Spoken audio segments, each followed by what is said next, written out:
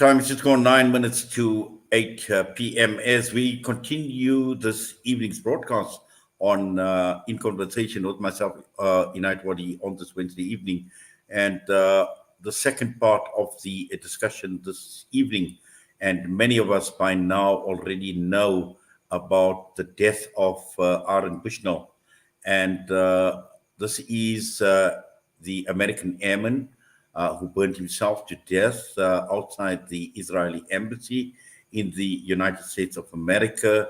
And many questions are being raised, and we've seen it right across the entire world, where we've seen a whole host of mixed emotions in response to the genocide that is unfolding in Gaza. We've seen anger, we've seen sadness, we've seen so much right across the entire world, protests, rallies, and millions upon millions of people have been out in the street.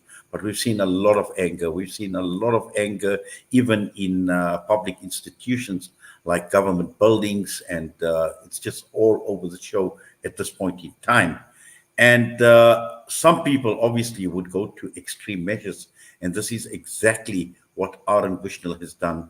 And to unpack and just to try and understand as to why would anyone kill themselves to stop a genocide, and let us not run away from the fact, and let us not hide away from the fact that this is a genocide in each and every sense of the word. And this is the reason why we've assembled a panel this evening, and the panel consists of Dr. Abdul Wahid, Islamic political commentator in the United Kingdom. Dr. Quraysha Ismail Sooliman will be joining us shortly. She is a social justice activist in South Africa, and none other than my brother El-Hajj Mauri Saalakhan, human rights activist, and he features frequently on Salam Media out of Washington, D.C. Dr. Abdul Wahid, I see you at the top of the screen. Assalamu alaikum wa rahmatullahi wa barakatuh, and welcome. Wa alaikum assalam wa rahmatullahi wa barakatuh, Brother Inayat, El-Hajj Mauri, and audience, respected audience. Yes, Al-Hajj Mauri to you as well, my brother. Assalamu alaikum wa rahmatullahi wa barakatuh. Walaikum salam rahmatullahi wa barakatuh. It's good to be with you, brother, and for the first time with Brother Abdul Wahid. It's my pleasure. Jazakallah khairan. Dr. Abdul Wahid, the point I had made earlier on is when one looks at the reaction from right across the entire world to what is unfolding in Gaza, the genocide, the catastrophe, and sometimes one is actually short of words in terms of how one would actually describe all the carnage, the brutality, all of that is unfolding.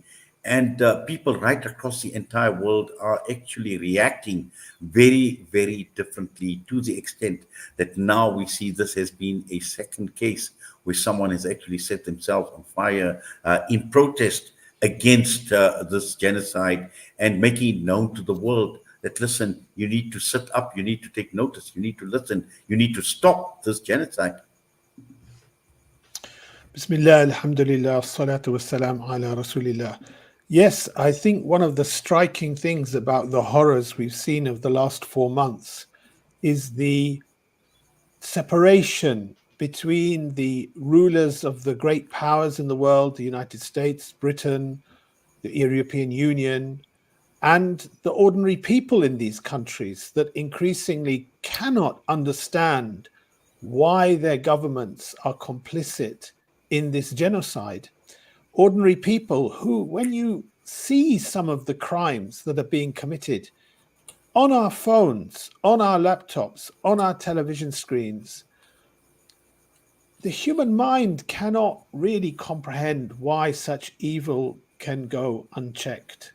Just today, we were reading in our mainstream media in the UK, and believe me, that is extremely sanitized and extremely controlled. And I will go back to this, because really the reports about the death of Aaron Bushnell have been very, very particularly described in a very controlled way. But in today's media, they talked about how the Zionist occupying force is intentionally starving Palestinians and should be held to account for war crimes, according to one of the UN's leading experts on the right to food. Malnutrition in Gaza is at crisis levels. It's no coincidence that what we started seeing images of dead babies, we're now seeing images of starving children, pale children, undernourished children, forced to eat animal feed, even if they can get food. So it's a very extreme situation. And I guess whilst we don't approve, I can't approve of an action of self-immolation, of setting yourself on fire, we can certainly understand the intention and the sincerity and the concern of anybody who did such a horrific thing to themselves. And his statement, which I read today in the media, when he said, "I am about to engage in an extreme act of protest," but compared to what people have been experiencing in Palestine at the hands of their colonizers, it's not extreme. This is what our ruling class has decided will be normal. Well, I would not like to see a single person copy his action at all, but his statement really rings true. What he did was indeed an extreme act of protest, but what we are seeing there is an extreme act of savagery, which the rulers in the Muslim world, who are capable of doing something to rescue the people of Palestine, are doing nothing. The rulers in the Western world are doing nothing. Rather, they're doing the opposite. They are supporting this regime, supporting this occupation. These rulers, whether in the West or in the Muslim countries, they are either backing them with arms or with food or with facilitating the delivery of oil and gas. It's a shocking situation. I feel Well, certainly is. And I just want to bring Al-Hajj Mauri in just to follow up from what you've said, Dr. Abdul Wahid, in terms of the major news outlets and the media. And I've also seen a tweet that has come through talking about 4 major news outlets that have almost exact the same headline, talking about the self-immolation of this young man. I mean, let us remember that this is a young man, Al-Hajj Mauri, 25 years old only, and yet not one of them even made mention of the word Gaza or genocide as the reason for his protest, and considering his last words were free Palestine. Yeah, I couldn't agree more with Dr. Abdul Wahid. The Prophet sallallahu alaihi wasallam, he said, "Do not kill yourselves." This is, taking one's own life is something that is not permitted in Islam. Yet, this is an example of a human being feeling that, he had no other recourse. Now, Aaron Bushnell is not a Muslim. He was not a Muslim, but he was a human being who was very sensitive to the suffering of others. In fact, a friend of his who went through basic training with him in the military, who ended up leaving as a conscientious objector. He was interviewed on Democracy Now! This morning, and he said something that really struck a chord in me. He said his friend said it wasn't about suicide. No, he said it wasn't about suicide. He was speaking about the friend that he knew well. In fact, he said that if he had known that he was contemplating this, he would have done as much as he possibly could to try to talk him out of it. But he said, knowing his friend as well as he did, and the sensitivities that he had, sensitivities that he shared, he said it wasn't about suicide. It was about using his life to send a message. It was using his life to send a message. And, a friend of mine, a respected activist, a former colonel, actually, in the U.S. military, Ann Wright. She wrote a very thought-provoking piece that was published by Common Dreams on the 26th. And in this piece, she shared information on 6 cases of other Americans that took their lives during the Vietnam War. So, this is an act of extreme protest by folk who feel as if they were left with no other choice than just to use their own bodies, use their own lives to send a message that what their government is doing is just unacceptable. Yes, and also Dr. Abdul Wahid, one of the statements he had made before he had actually set himself alight is he spoke about not being complicit in genocide. He spoke about his suffering was minimal compared to that of the Palestinians, and talking about the humanitarian crisis in Gaza. Now, this was a man who knew, he was fully aware of what was actually happening. Okay, psychologically, it must have affected him, and I'm sure that any psychologist, obviously would comment on his state of mind, possibly at the time when he had actually set himself on fire. But again, it just proves one thing. It just shows that there is this huge divide between what the governments are doing and the people on the ground.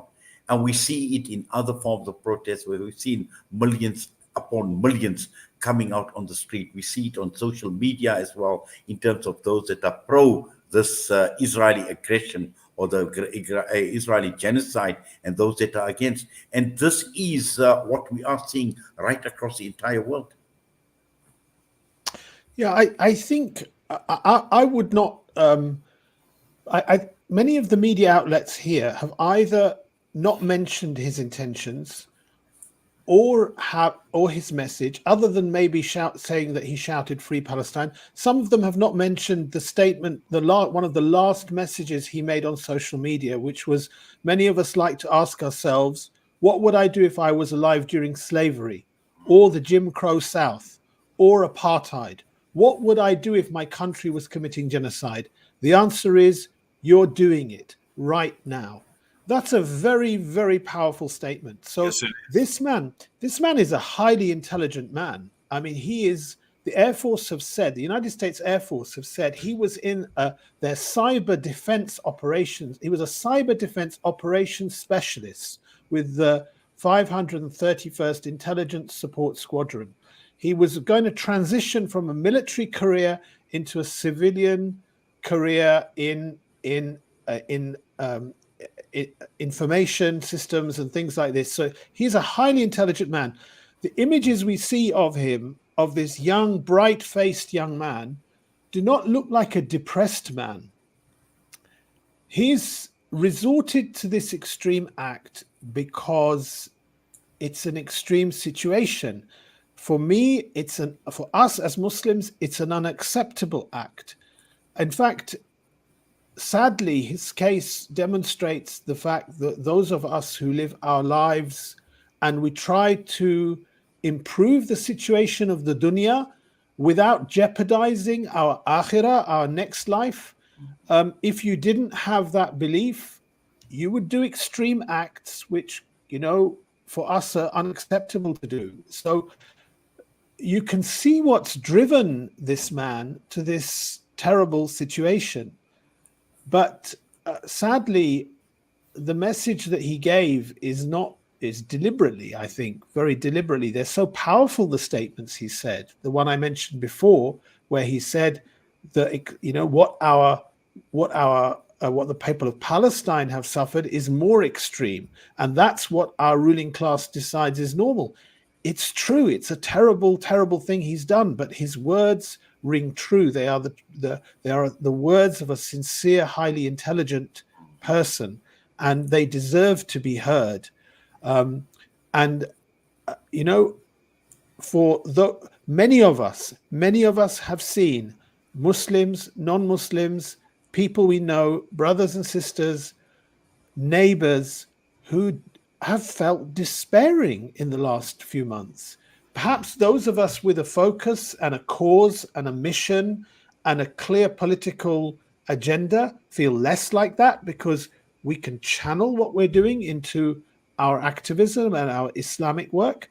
But if somebody doesn't have that, they can lose sight. If somebody doesn't realize that Allah, who knows when a leaf falls, knows every bit of suffering happening in Gaza, Allah, who will recompense us for the pain of a thorn that pricks our finger in the Akhirah, will reward the people suffering now and who are shaheed immensely. These things comfort our hearts. If somebody doesn't have that, they can have a heart of gold wanting to help the people of Gaza, but they will do actions which for us will be really not acceptable and terrible to see.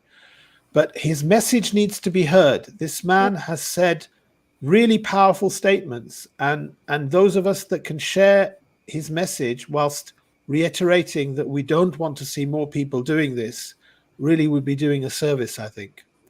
I agree. Well, certainly will, Dr. Abdul Wahid.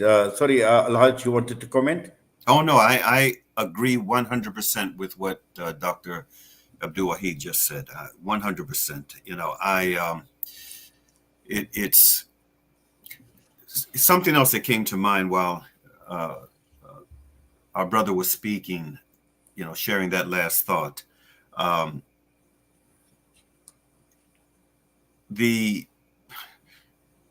Actually, there are two things that came to mind. You know, all along I've been thinking about, you know, others who have throughout recent times taken their lives in that horrific way,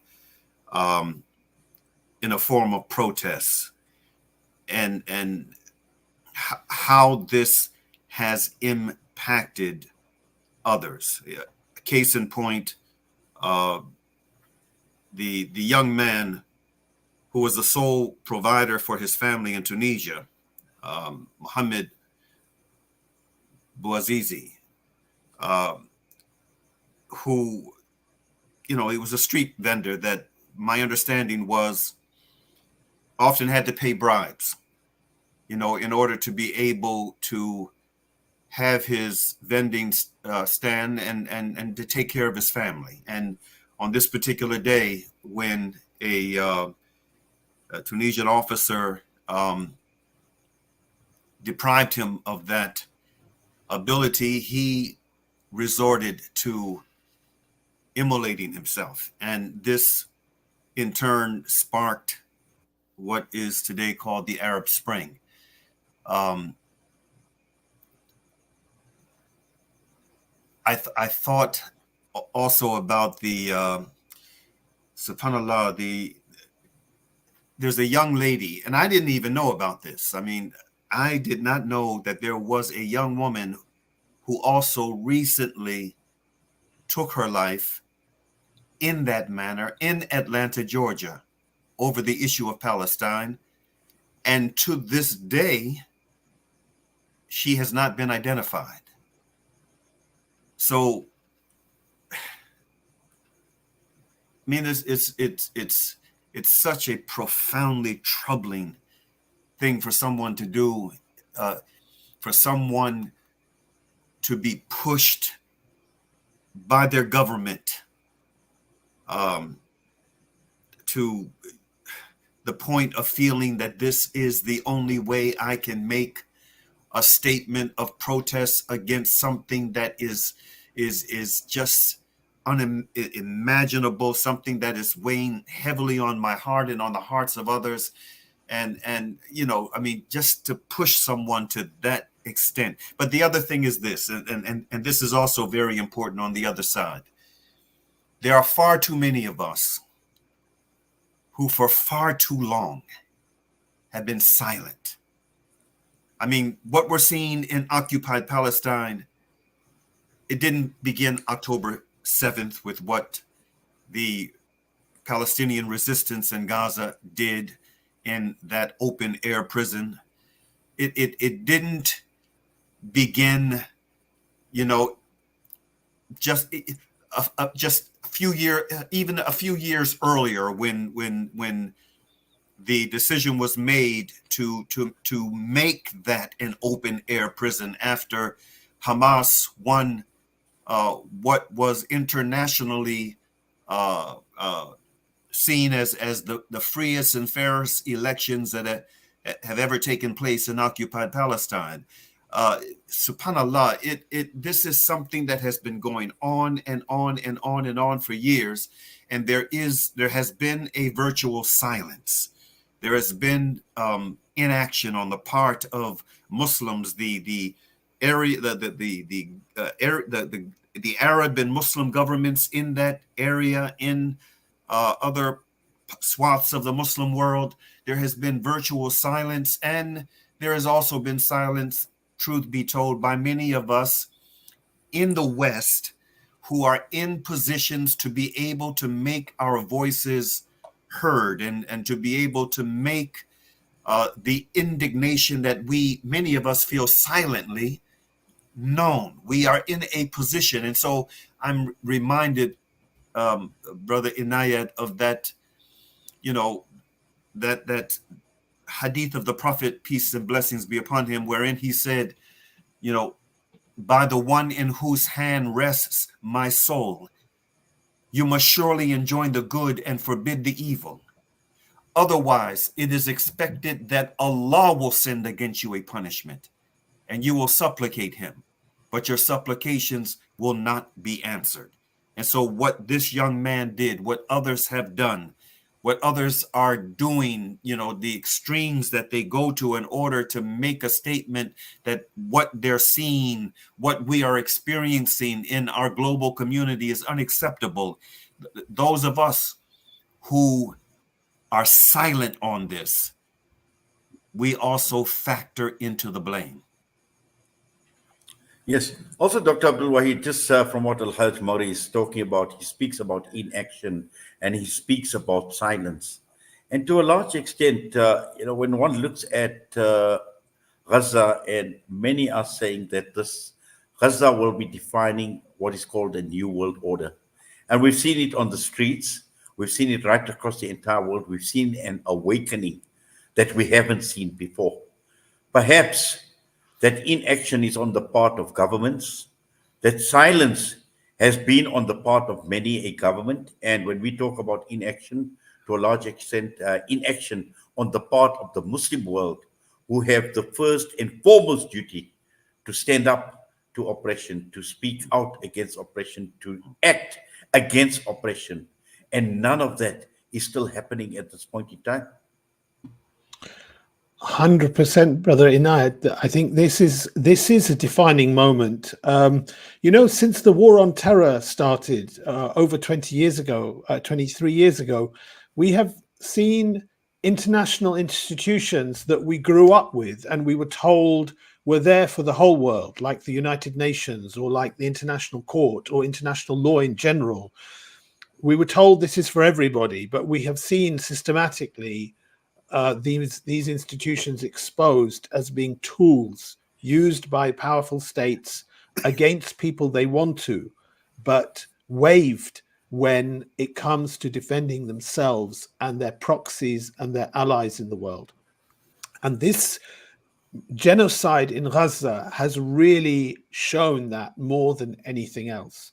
It's shown the world many people who did not follow what's happening in Palestine, were not aware of the siege of Gaza for 16 years, were not aware of the encroaching settlements in the West Bank where people's land stolen and people are killed, were not aware of the 75-year history of ethnic cleansing and colonization of Palestine, not aware of the West's use of the Zionists for its own ends. We know that Alexander Haig, a former US Secretary of State, described Israel as an aircraft carrier for the United States in the Middle East. And people are learning so much about the last 75 to 100-year history now, and they're shocked at what they haven't been told. And they are looking, I believe they are looking for alternatives. And actually, for us as Muslims, we should be there to tell people about the justice of Islam.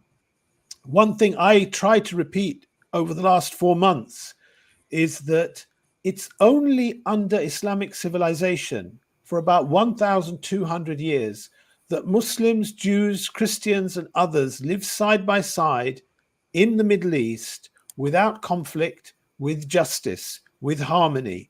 That happened. It happened between the time that Sayyidina Umar radiallahu an liberated Palestine until the Crusaders arrived hundreds of years later.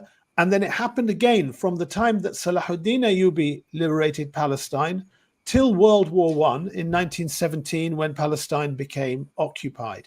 That 1,200-year history is a testament to how Islamic civilization allowed people to live together.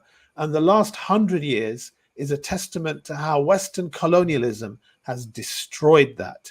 And really, so people looking at the world order today should be looking, what is this civilization that managed to do this so effectively? And when we're looking for a new world order, some hope in the world, actually maybe we should be looking to Islam for that alternative. Yes, and also Al-Hajj, I'm sure you've seen this and you've witnessed this firsthand as well, and on the ground in terms of the people that you interact with, and just looking at broader society in the West. And from what Dr. Abdul Wahid is speaking about, obviously we've seen, even just today, I've seen a video clip where U.S. Air Force personnel, pilots, had actually staged a little protest, for want of a better term, in response to what had happened to this young man, and that he had burnt himself. And again, talking about themselves, questioning their involvement in serving in the U.S. Air Force or in the U.S. Armed Services. And also, I think just prior to this man doing what he did as well, is he spoke about active involvement of U.S. Army personnel in the tunnels of Gaza as well. So all of this seems to be coming out. It's being exposed, and all of this is contributing to this new world order that we're speaking about. No doubt. There is unquestionably a dramatic change in thought, in response to what we have been seeing, what we've been witnessing in Gaza, this genocide that is being witnessed in real time by the global community. I've been a human rights advocate for about 4 decades now, and I have never seen a moment like this. I'm a child of the 60s. I was a young boy, old enough to have been very much aware of what was going on around me, and that was a very turbulent and transformational decade in American history, the 1960s. From the 60s on, from the 50s, when the engine of the civil rights movement, the human rights movement, really began to gain a tremendous amount of steam on into the 60s, on into the early 70s. I mean, the 60s again was that it was the apex of revolutionary thought and struggle in the United States that opened the door for a lot of change to come in. What I have been witnessing over the past few months now, as a result of what has been taking place in Gaza, reminds me of the decade of the 60s. It reminds me of that decade. And it's this, what we're witnessing right now is an unprecedented moment. The sustained demonstrations that have been taking place in different parts of the world, the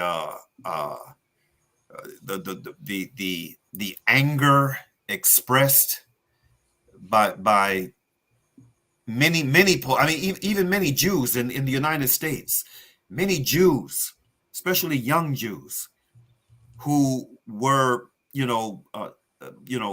desensitized by the propaganda of Zionism and by, the trips that they took back and forth to occupied Palestine, to be indoctrinated in, on the ground in, what they were conditioned to believe growing up in school was their oasis. I mean, subhanallah, the way that we have seen huge numbers of Jews take to the streets and organize these massive demonstrations. I mean, it's this is a very different time. This is a very different moment. It's a very pregnant moment that we're in terms of human rights, and it's one that I, throughout all of the pain, I mean, and I can't even.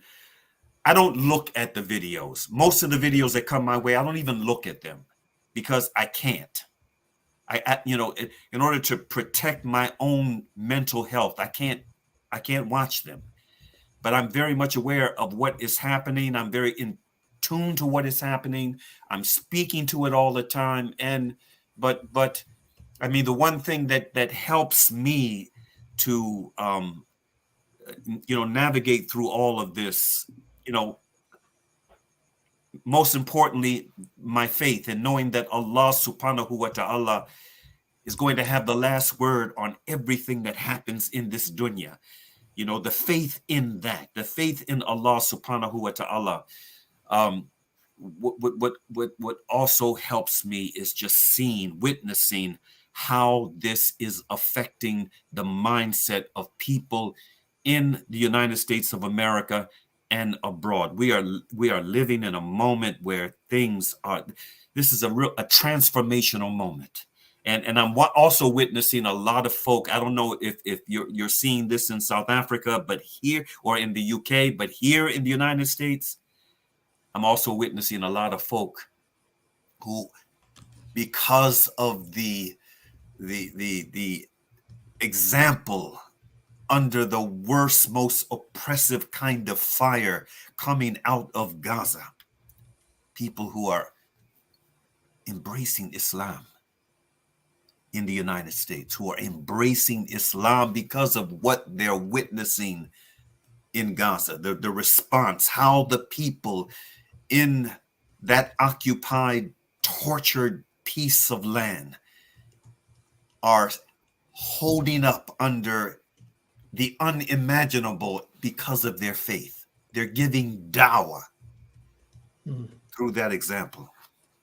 Well, it certainly is, and I think this was going to be my leading question to Dr. Abdul Wahid, as Muslims, in terms of how we navigate ourselves and position ourselves through all these challenging times that we are facing, and particularly with regard to Gaza. And you're correct in saying El-Hajj Mauri, a form of dawah, because about 2 weeks ago, I was at a rally for Palestine, and this was with the African National Congress, the ruling party, and the amount of times, I'm talking of non-Muslims, speakers shouting takbir, Allahu Akbar, to the extent that even the meaning of Allahu Akbar and takbir was explained to the audience by non-Muslims. So this again is a form of dawah. It is obviously telling people that, listen, this is what takbir means. He says this is the faith that people are putting in our Creator, and who knows? Allah knows best, because Hidayah is in the hands of Allah subhanahu wa ta'ala.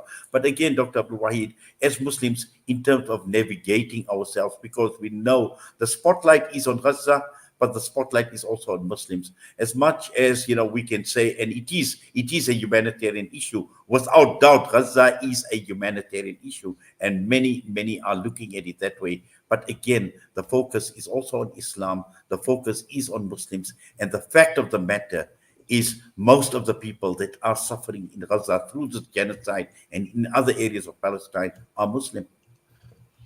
Yes, and in the UK, we have seen a rise in Islamophobia and anti-Islamic rhetoric and talk about extremism from British politicians.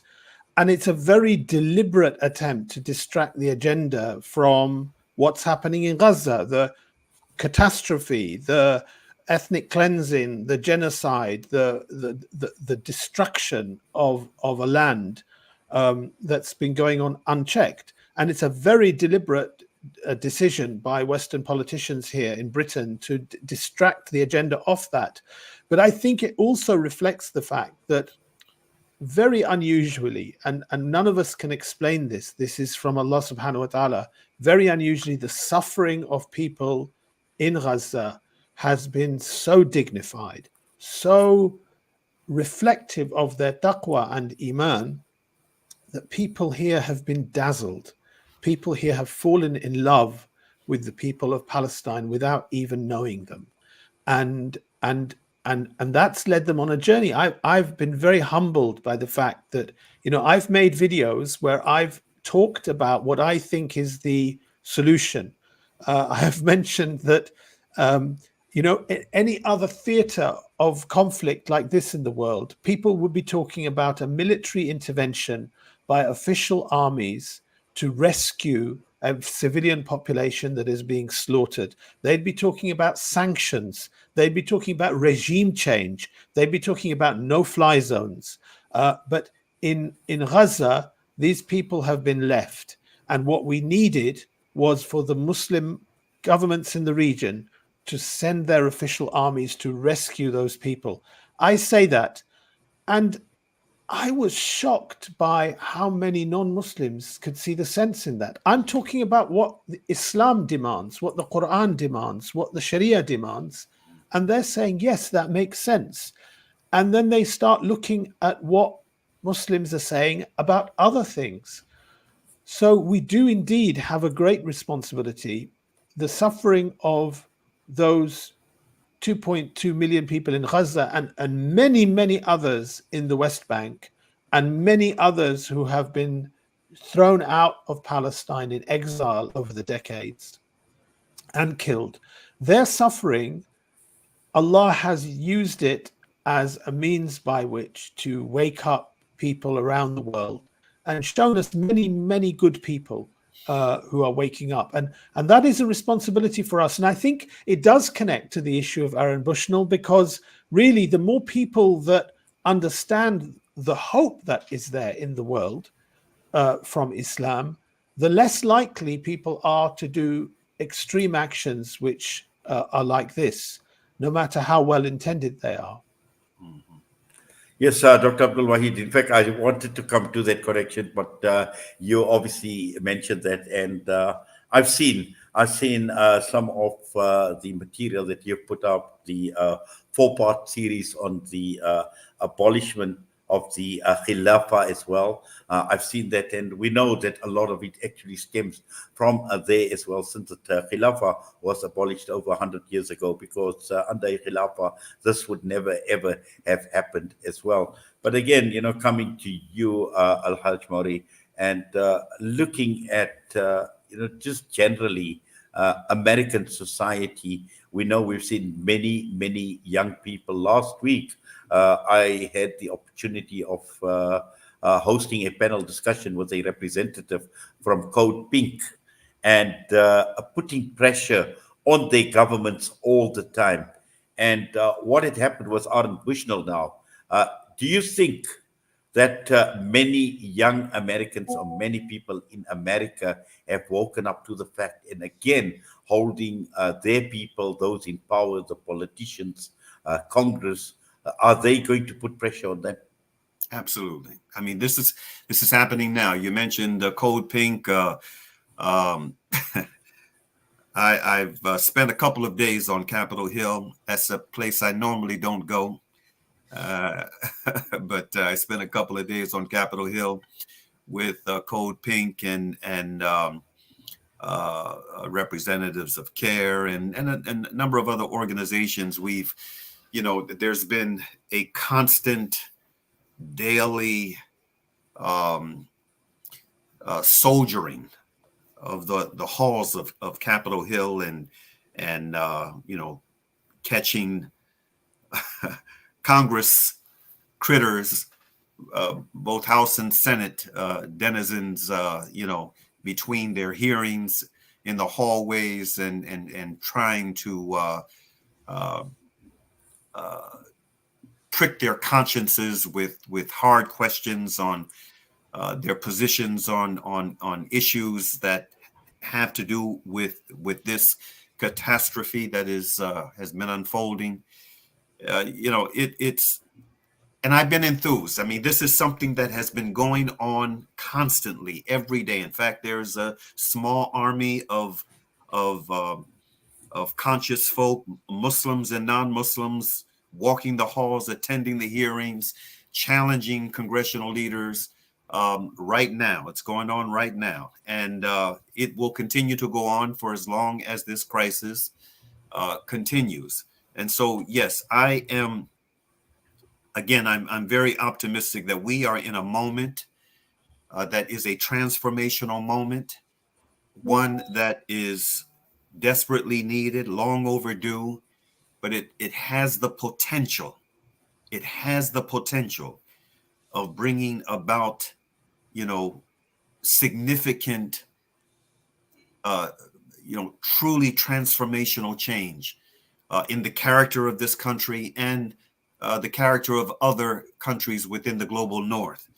And hopefully this potential will be realized before it's too late, before we reach a point of no return and,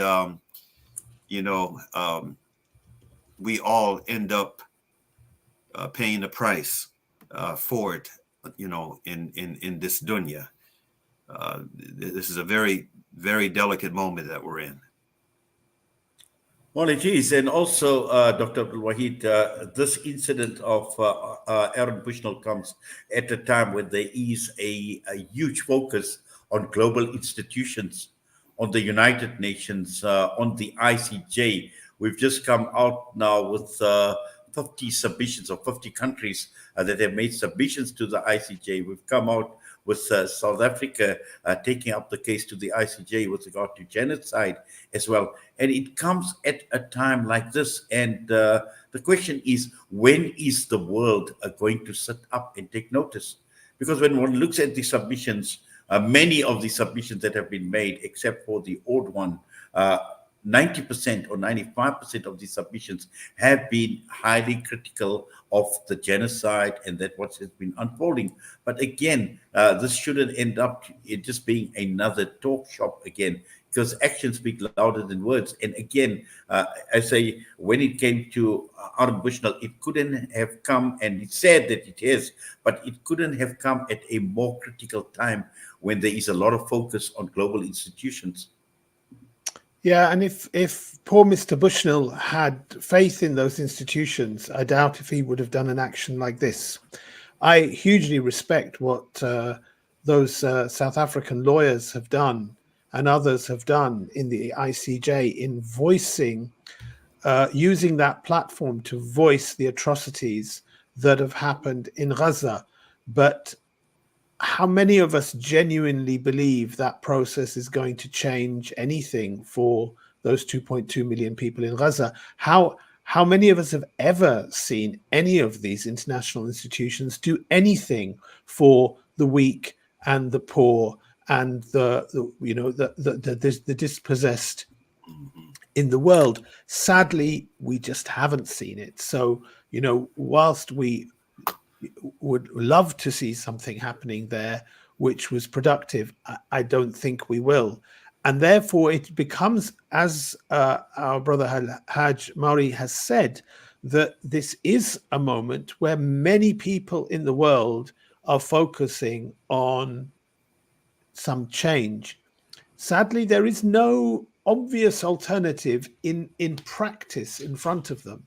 So when we as Muslims speak and we talk about what Islam and Islamic civilization can bring and has brought to the table in the past, we are talking about either historical experience or what we know about Islam and how it would apply in the world today.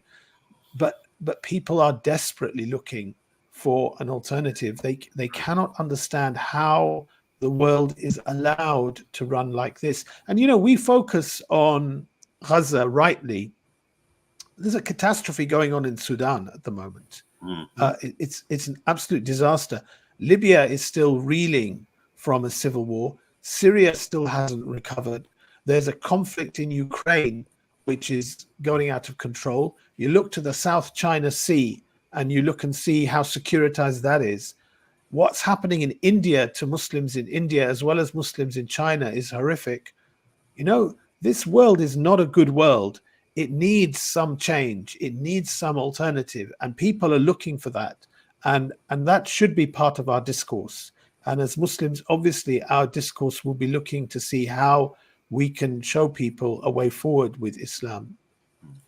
Yes. And also, I think for us that live in so-called secular democracies, El-Hajj Mauri, and I seen your post earlier on one of the WhatsApp groups where you spoke about a record turnout, an estimated 100,000 people in Michigan talking about voting uncommitted. Now, this is the level of people that are not committed in terms of, or the level of conscience that they have with regard to what is happening right across the world in many of the parts around the world, as Dr. Abdul Wahid speaks about, but more importantly about this genocide, that people are not committing themselves to the leaders that they traditionally saw as leaders of political parties, like in the United States of America, we're talking about the Republicans and the Democrats. Yes.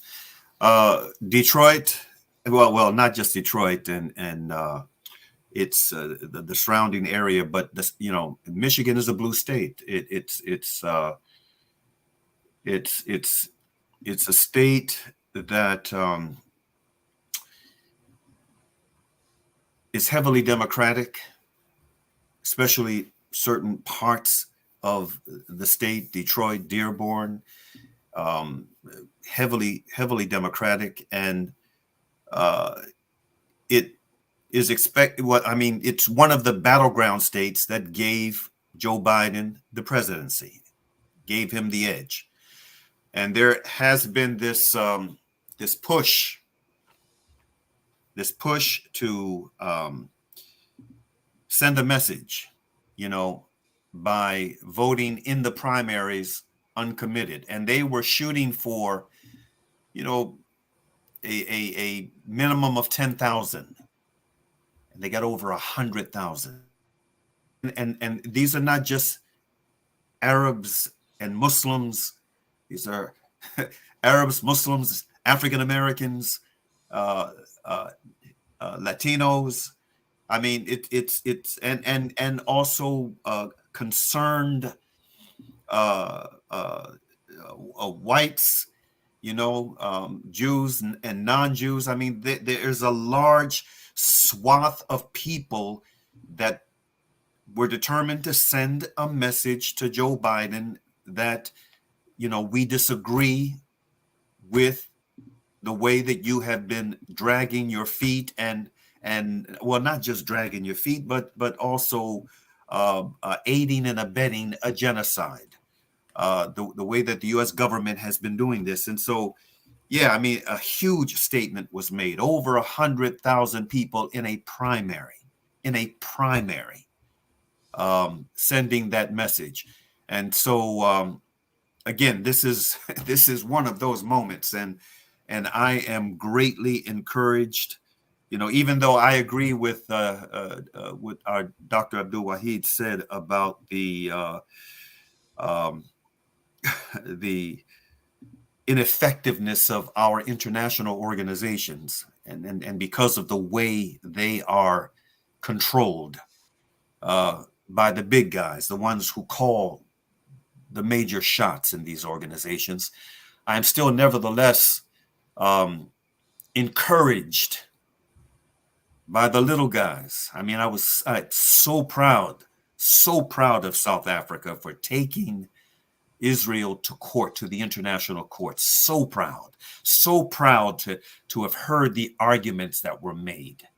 Well documented, well framed, arguments that could not be intelligently denied. I was proud, and again, these are all part and parcels of this moment that we're in, and it's forcing people of conscience, people who still have something left of their conscience, and I consider the decision, the first decision that the International Court of Justice came with, being an example of the fact that there is some degree of conscience in these folk. I mean, they couldn't go, as far as they should have gone, but they could not deny that there was a case. There was a case of genocide. And so, I'm encouraged. I'm encouraged by the fact that, the doors of the International Court of Justice were swung open again for another set of hearings. We are in an unprecedented global moment. And what we need to do is, do as much as we possibly can to aid this moment, to help it in whatever way we can from whatever corner of the world that we're in, and also use this as an opportunity to see people and governments and institutions as they are. The covers have been pulled off of a whole lot of folk who claim to be something that they are not. And this is an opportunity for us to see things as they are. Well, definitely. And also, Dr. Abdul Wahid, I'm sure the same scenario would be playing out in the United Kingdom because, you've got elections coming up there as well. We've seen it here in South Africa, where we've identified all the parties that have supported this Zionist entity. And these campaigns are ongoing in terms of boycotting them or not supporting them in the elections. But again, politicians that need to be reminded, and I'm sure, like the case of Aaron Bushnell, politicians will be reminded comes election time that, listen, you were complicit. You were complicit in this crime against humanity. You were complicit in genocide. You were actively supporting this genocidal state of Israel. And politicians will have to be reminded over and over again.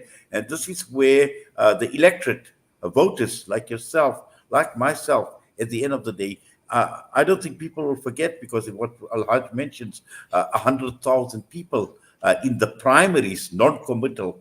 Now that speaks volumes. Yeah. Yes, I think there's been a general failure of confidence in democratic systems across the world. You can see this most strikingly in the United States with the attempted coup at the end of Donald Trump's presidency, but also in Britain and in Europe. And what we see also, we have a particular issue in the UK, which is that it's pretty much a two-party system, and both parties are strongly supportive of the Zionist entity, and even indeed many of the Muslim candidates in these parties are as well. So whilst there are perhaps one or two constituencies where Muslims might end up rallying to punish the incumbent candidate by voting against them with an independent, generally the political class here is united on how they are approaching this conflict in the Middle East. There's not much between the two of them. In fact, they try to compete with each other to show who is more loyal to the Zionist entity than the other. So that is a dilemma we have here. But I say, in such situations, you speak to the people, you speak to the ordinary people, you speak to the people who are losing confidence in the system here, and you tell them, you know what, it doesn't have to be like this. There are alternative ways in the world and in history to do politics. And people are ripe to listen to those things now, I think, inshallah.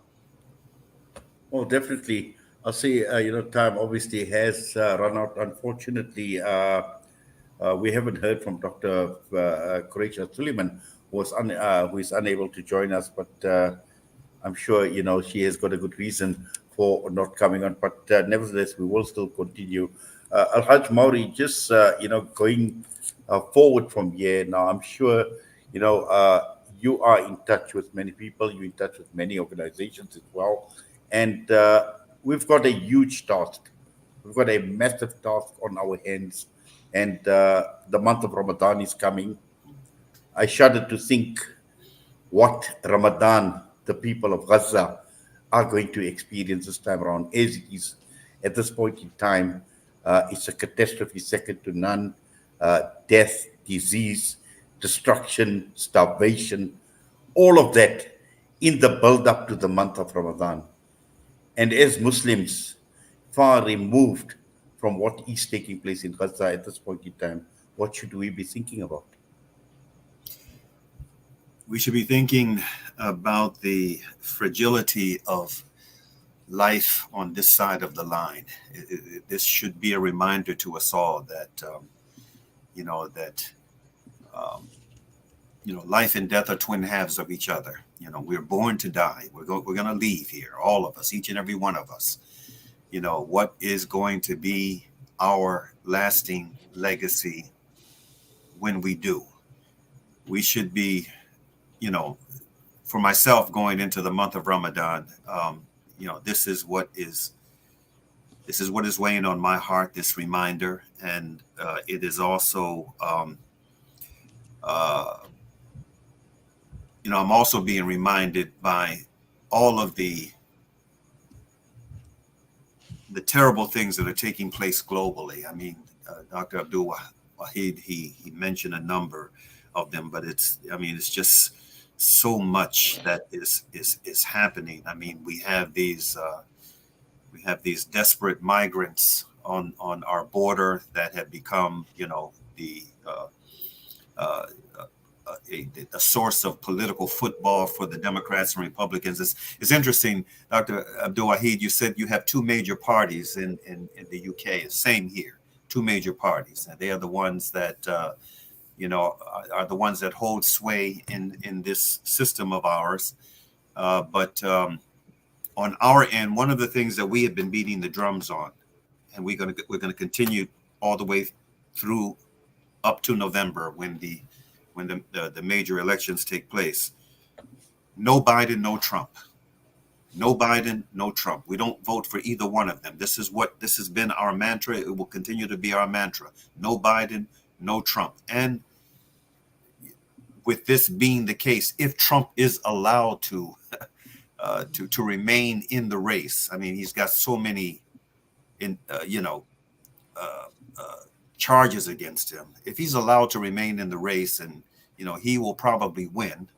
And this is something that has struck a chord of fear in many of our brethren. Well, if we don't vote for Biden, if Trump wins, it's going to be even worse. SubhanAllah, this is a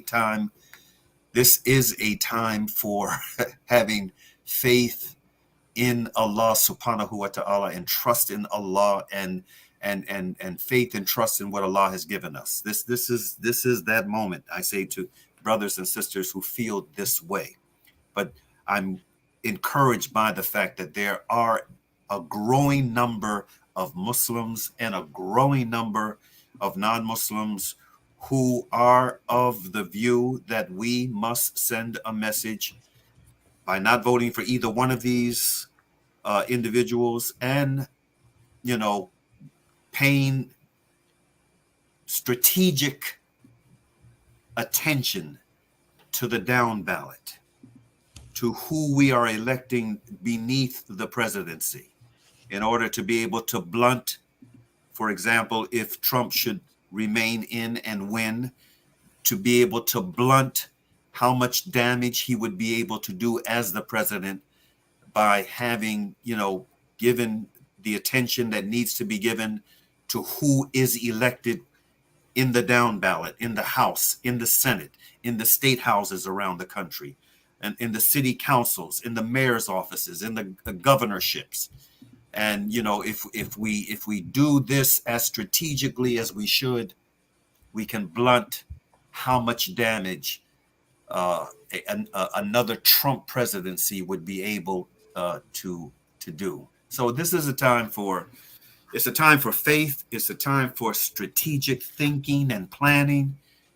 It is a time for us to be able to measure how deeply committed we are to the revolutionary message of Islam, those of us who are Muslims, to the revolutionary message of Islam, which is a revolutionary message for positive change for everybody.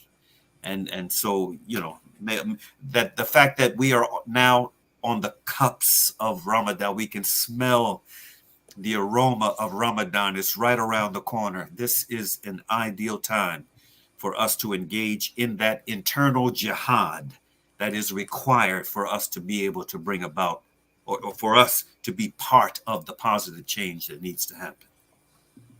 Yes, Dr. Abdul Wahid, as Al-Hajj speaks about we can actually smell Ramadan, and Alhamdulillah, it's actually amazing.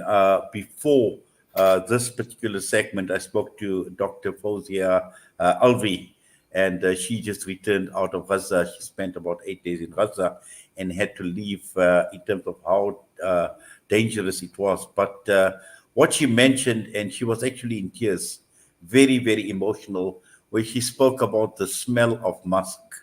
She could actually get that smell of musk in Gaza. And just that alone, put her in such an emotional state of mind, considering what she's seen, what she spoke about the children. She spoke about everything. And again, she spoke about the challenges, and yet how content, and the tawakkul. She spoke about the trust in Allah subhanahu wa ta'ala. And, they've left all their affairs in the hands of Allah subhanahu wa ta'ala. And for us, again, now in the West, for us that are enjoying relatively comfortable lives as we head into this month of Ramadan. And again, we speak about the month of Ramadan. It's a month of the Quran. It's a month of unity. It's a month of sacrifice. And what should we be thinking? Well, all of the things we've said, it's the month of sacrifice. It's the month of building our taqwa. It's a month of unity where we are united around the world. For the Muslims, it's a month of prayer. It was a month of victory in the life of the Messenger sallallahu alaihi wasallam, and that should remind us. Badr, Mecca, these great victories happened against the odds in Ramadan, and that should remind us as Muslims that we never ever lose faith in Allah subhanahu wa ta'ala's ability to change the situation. We've been living in this crisis for about a century. There was a huge geopolitical shakeup in the world in the aftermath of World War I, which created the mess that is the modern Middle East. And there's no reason why Allah subhanahu wa ta'ala will not reverse that. Indeed, the sunnah of Allah is to see things getting worse for us before we get better. And then the test on us is that we maintain our conviction and our hope and our actions and steadfastness throughout those crises. And then Allah brings his victory and help. Inshallah. That should be reminded throughout Ramadan this year. Well, inshallah, Dr. Abdul Wahid, Jazakallah khairan so much for that, and for taking time out this evening, being with us on this broadcast right here on Salam Media, and also to you, El-Hajj Mauri Saalakhan. We thank you. We say Jazakallah to you as well. Allah accept, Allah reward you. Both of you, Allah reward your efforts as well. And inshallah, looking forward to further engagements. Jazakallah. And let's continue making dua for the ummah. Assalamu alaikum wa rahmatullahi wa barakatuh. Salam rahmatullahi wa barakatuh. Yes, Dr. Abdul Wahid joining us out of the UK in El-Hajj Mauri Saalakhan, against the many lessons that we can actually take from the life that Aaron Bushnell had taken his own life. But again, there's a lot of food for thought. There's a lot for us to actually think about. And alhamdulillah, we were able to unpack a fair amount on the show this evening. Unfortunately, Dr. Quraysha Sooliman couldn't join us, but nevertheless, that brings us to the end of this evening's broadcast, another edition on Wednesday night right here on Salam Media. Inshallah, looking forward to one more show, I suppose, before the month of Ramadan, which is next Wednesday. So until we meet again, from myself and the team here at Salam Media, Assalamu alaikum wa rahmatullahi wa barakatuh.